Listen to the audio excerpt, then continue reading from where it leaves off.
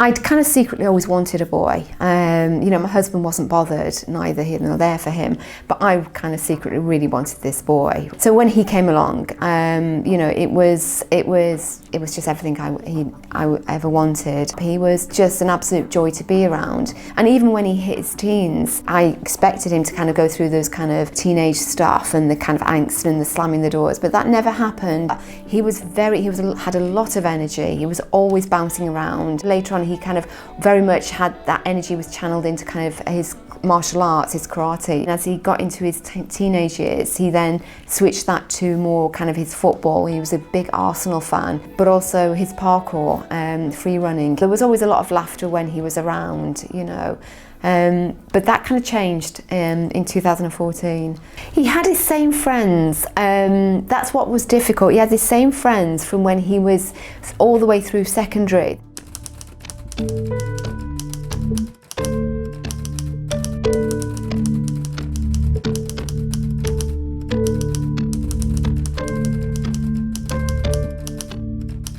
Beginning of 2014, there was this change in him. Like I said, he was a very kind of humorous boy. He had a very even temper. He was very caring, very loving, but he began to become very serious. He also began to withdraw from family activities, which was so sort of unlike him, because he'd been very much about the family and being sort of interacting and having these activities. That kind of thing was very, very important in our family, about doing things together. And then when he began to withdraw from these kind of activities, it kind of felt really strange for me, and I kind of thought, what's going on here? But obviously at the time I didn't think, it was not something I thought instantly any radicalization, but there was just something I picked up with him. There was just something where it felt like there was some confusion within himself, something I hadn't felt before with him. Come December 2014, there was a present left on my pillow. And that was very much something, he didn't give it to me, he just put it on my pillow with a note. And there was nothing strange about that, because that was something I always did for my children.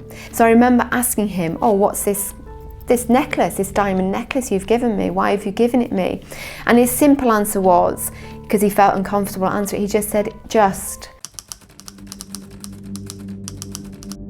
It was the 29th of May 2015, completely normal day. I went to work, my daughters went to work, my younger daughter went to school, and he went to work himself. Obviously he started work very early in the morning, so 7 o'clock.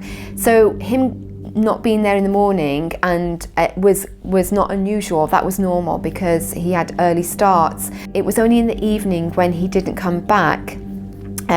Normally Rasheed was the type of person, if he was even going to be 10 or 15 minutes late, he would always phone me and let me, or drop me a text and say, look, I'm going to be late, I've caught up with a friend or whatever.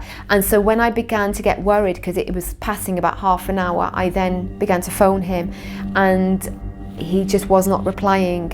It was only after that long weekend where I couldn't get hold of him, and then on the early morning, on the Monday morning, I got a long text message from him, where then I suddenly was relieved. I had a huge relief, because I thought, oh gosh, thank God he's alive, he's fine. But then it dawned on me as I began to read this text message that actually something very, very something wrong had happened, and something really untoward had gone on, because it talked about paradise, and it warned me not to go to the police, and it warned me not to go to the media, which for me spelled something very, very different.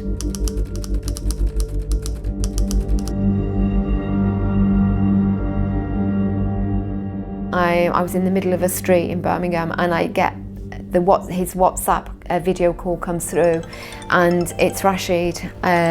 You can imagine my heart is just absolutely pounding, because I've had nothing from him for all that time.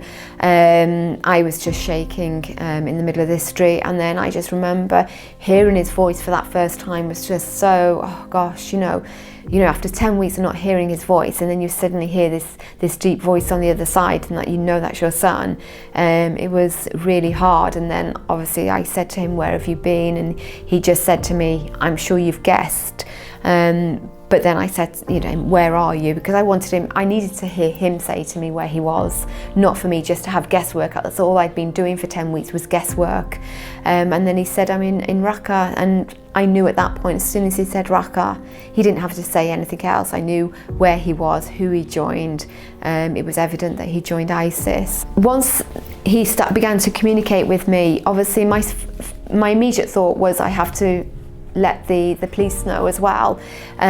So they were obviously involved right from day one and all the way through. It was difficult because, again, at the same time as I'm having these conversations with Rasheed and wanting to be and maintain this relationship with him, and make sure that he still knows that I may be disappointed and I may be angry with him, I still love him as my son. He was sharing about his life in Syria with me very openly.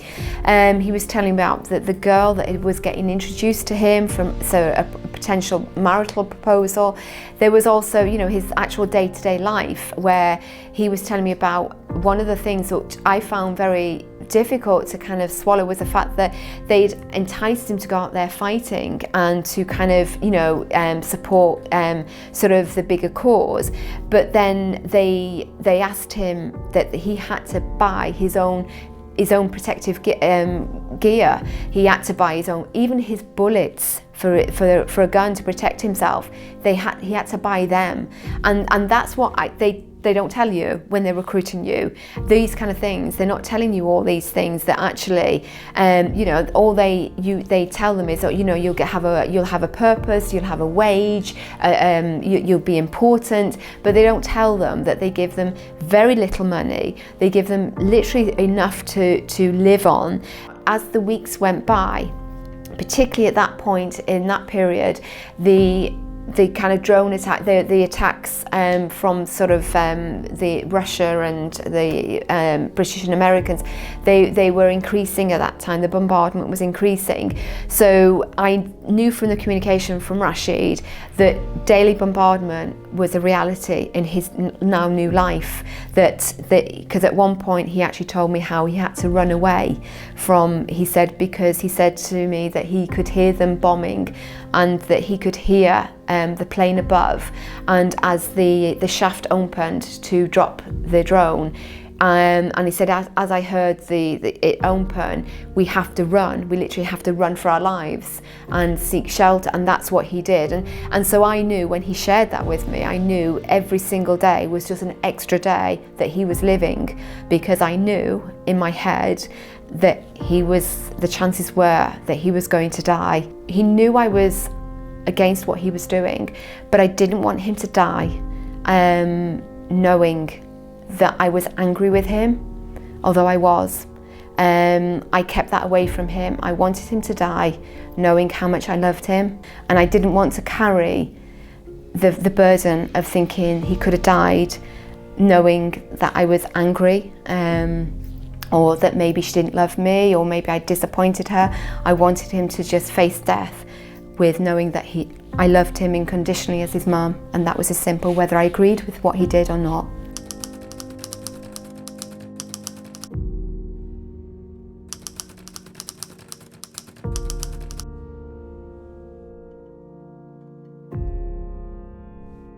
My husband picked the phone up, and it just was this man who just simply said, he said, "Are you Rasheed's father?" And he said, "Yes." And he said, "I'm sorry to tell you that Rasheed has, you know, been killed, and you know, he was hit by a drone. He'd been actually killed about 10 days before that, but unfortunately they couldn't get hold of a phone.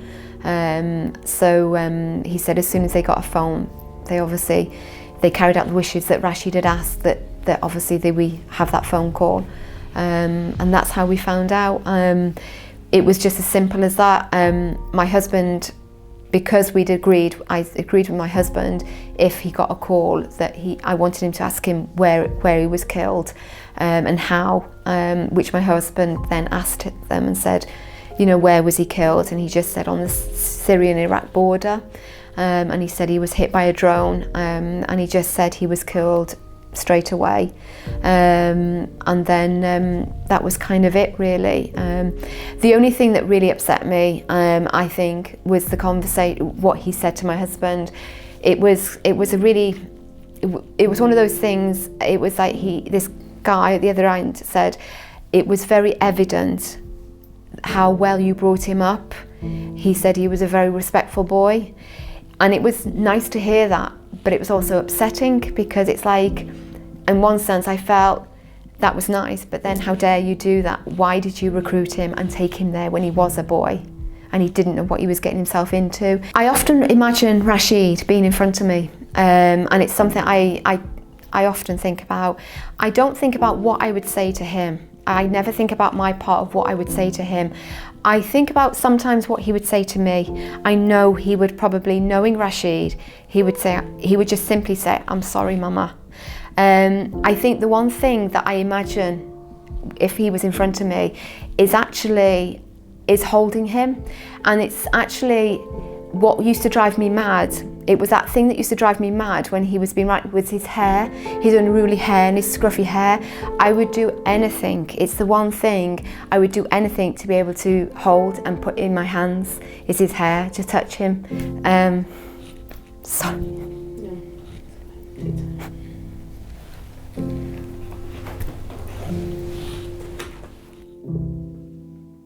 So I set up Families for Life in last year in 2016. It's been running for a year now. So it's really families who contact me, usually through sort of phone calls initially, because obviously it's quite a scary step to take. So the initial contact is usually either by email or it's kind of by telephone.